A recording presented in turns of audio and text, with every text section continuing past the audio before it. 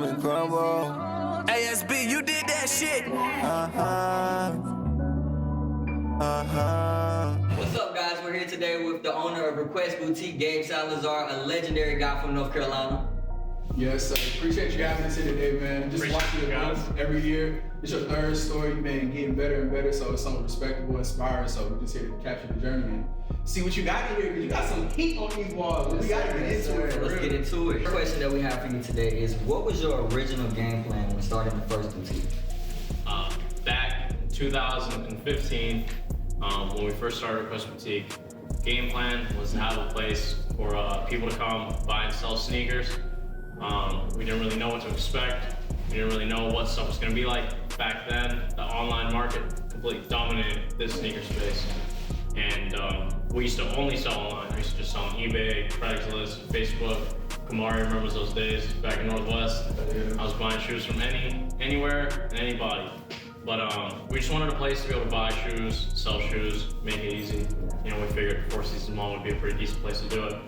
And you know, it took off and went a lot different than we expected. I definitely remember just hearing about Request for the first time and hearing like how you guys had an assorted amount of just different sneakers, bro. Like just stuff that Foot Locker, Champs, and all of the surrounding sneaker stores couldn't provide. For sure. When we opened, we had almost no selection. We had 92 shoes. We turned that into, I think we have about 15,000 or 20,000 pairs of inventory across all the warehouses and everything. So yeah, we came a long way for sure.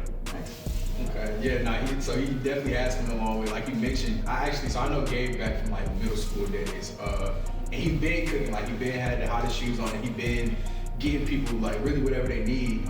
And so I guess my question is like, since you've been in the reselling game so long, how has your strategy changed for getting shoes now versus when you first started? Back when I first started, getting stuff was a lot easier. There wasn't a lot of people in this to make money. The way that it is now it's a business. Everyone is looking at it from big time, venture capitalists, big companies are now looking at resale as a legitimate business. Back then it was kind of just, everyone saw it as a hobby. So getting stuff was easier, honestly. No one really knew what the shoes were worth. There was no Go, there was no StockX or anything. So back then, buying shoes was as simple as going on Facebook, going on Craigslist. I'd even find eBay steals that I would get, clean up, and then throw right back on eBay. But that was 8 years ago. Now it's completely different. Now you have to, the margins are a lot smaller. You have to be connected with people to actually get stuff in decent amount of quantities. But through the years, we've built a network of people around the whole world. We get stuff shipped in from literally every part of the country. So there's nothing Request misses out on.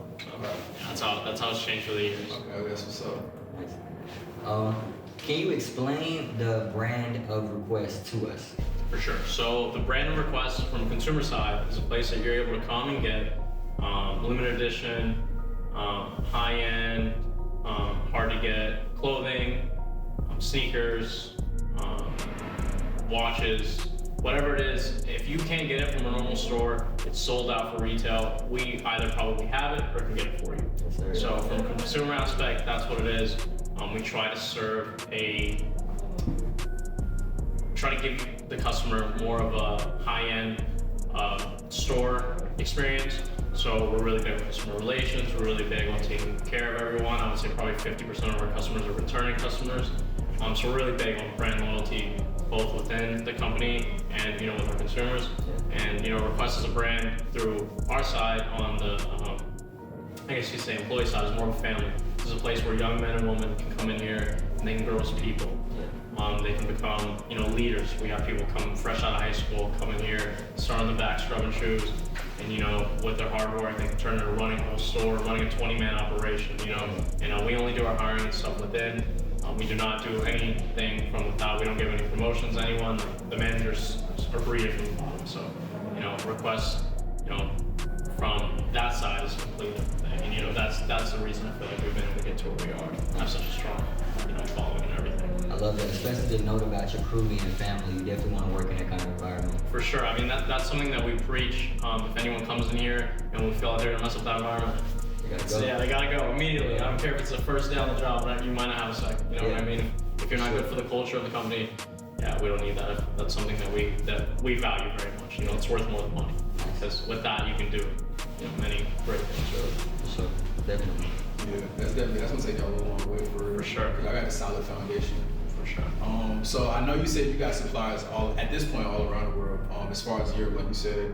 But has there been any shoe that's like got right underneath you that you haven't been able to quite get your hands on? Nothing that anyone was willing and ready to pay for. At this point, I feel like with the network of people that we've built, nothing is really unobtainable unless there's only one of it in the whole world and someone already has it. You know, at that point you can't really do anything. But as long as they made it in your size and there's a pair that someone would potentially consider selling, I'm gonna find a way to get in contact with that person. We're gonna be able to make it happen for whoever wants it. Okay. So as of now, no, not anything that anyone's asked me for. That's the right answer. That's the only answer for real. Yeah, That's for what sure. said. There was even there was a shoe a couple years ago. Someone asked me for the shoe at this time when they ordered it was about 15 years old. The shoe took me 8 months, but I didn't find it. He wanted it brand new. He wanted original box and everything. So when I was able to get it, it was a Pacific Blue 7. That was the hardest shoe ever to find. Yeah. If anyone has any brand new Pacific Blue 7s, to the right people, they're worth a lot of money. Okay. Yeah. So, Okay, my next question to you is, what's your personal favorite sneaker? So my personal favorite model has got to be the Air Force One. Okay. But when it comes to actual shoe colorway, it's probably the Black Hat 4 or the Black Laser 4 from 06. Okay. But I think we actually have some of those here, so give me a second, I'm gonna show them to you. I bet that. It's that word. You got 'em. oh, my uncle had them. Honestly, the Black Hat 4 from like 05 or 06 is a lot better. But back in the day before these came out, I used to buy a pair every month because they would fall apart on me. I would spend however much it was every month. I was tripping, honestly. But these also, this is probably my favorite shoe. You gotta keep a good black sneaker, and I feel like that's a good staple piece. For sure, because if you got an all black Air Force One on, yeah, I don't know. Yeah, I think you with these. I might not even let you in the store, I'll be real. Facts. If they don't got a Supreme logo, even if they got a Supreme logo on the side, you're just hiding. Yeah, it's like, it's a little risky. Yeah. Security gonna be walking right behind you. I'm trying to think, what's this one right here? It's crazy. It's a Black Laser 4 from 06. You see that bolt? Yeah. It's going, look. That's where I stuck my finger in. You see, it's over. How much you selling these for? It was like $1,000. Yikes. But that's a collector's piece at this point. You can't win them anymore. Tell me though, Gabe, I can't get into Air Force One, so what do you like about them? Bro, hold this. Have you seen these? You know like ones for real? No. He tripping. No. He tripping. Bro, look at this. Okay. What's there not to like about it? Put me on game. What do you mean, bro? Look at it. The silhouette is perfect. It's not too low. It's not too high. You can wear this with any. I always tell people, you can literally wear an Air Force One to any occasion. There's an Air Force One for any occasion. Yeah. To your wedding, patent leather pair. To a funeral, all black one. Okay. A night out, all white. Okay. Bro, there's an Air Force One. Look, at Halloween, you put them skeletons on. Yeah, There's an Air Force for every occasion. The Halloween, now I think these are personally the only ones that look at the sole. That's hard. Come on now, like, All the Halloween ones are hard. The white ones, the black ones, the orange ones. That's They hard. see the It's orange giving ones. pumpkin vibes. I don't like the orange ones, but I like that one. Tell me about these right here. Clock Air Force One. This is one of my personal favorite Air Force Ones. So all this silk underneath actually will on top of the shoe. There's red, I think it's laser etched leather underneath. This is actually collabed with Fragment also. There's a Fragment bolt logo underneath.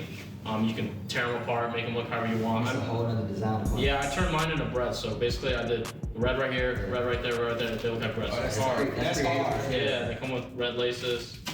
These are dope. But another one of my personal favorites, I guess, is the Manier Air Force One. I'm not just saying this for the camera. I got a couple pairs of these at home. Someone even blessed me with the friends and family. That's crazy, bro. He really hates them. He's throwing them around. He hates them, for real. Yeah, I love these. I get a lot of wear out of these. This is a slept-in shoe for sure. All right, so last question for you. So you've been in the game for a minute. If you could give your younger self any piece of advice, what would you tell yourself? Knowing what you know now. First and foremost, anyone out here that's young, that's making any type of money, save your money, please. It'll help you in the long run. Looking cool, being fly, doing this, doing that, it's cool and all. Like, enjoy it a little bit, but save your money. You will never know where it will save you or where it'll help you. Overall, I tell people, I've experienced it firsthand. When you have a little bit of cushion, when you have something set to the side, you think better, you make better decisions. You're not in panic mode, because when you're broke, all you think about is surviving. Yeah. You know, when you're not, when you put yourself in a decent place, you know, however long that may take you, you start to be able to make decisions better. You start to be able to lead better, just have a clear mind. You're not in a worry mode. Yeah. You know, we've all seen it, any scenario where we're just worried about something, everything else doesn't matter. But once you're in a good, comfortable place, you can kind of see everything better. You got a little bit of court vision, I guess you could say, in a way. 100%. But other than that, man, just keep going. Whatever you think that you're doing, some days it might not seem like it's worth it. Some days it might seem like you're working towards nothing. But in the end, you know what I mean? If you love what you're doing and you have some good people with you, you can make anything happen as long as you're willing to put in the work in to do it. So to anyone watching this, to my old self, just keep going, for real. That's about it. Yeah. Great advice.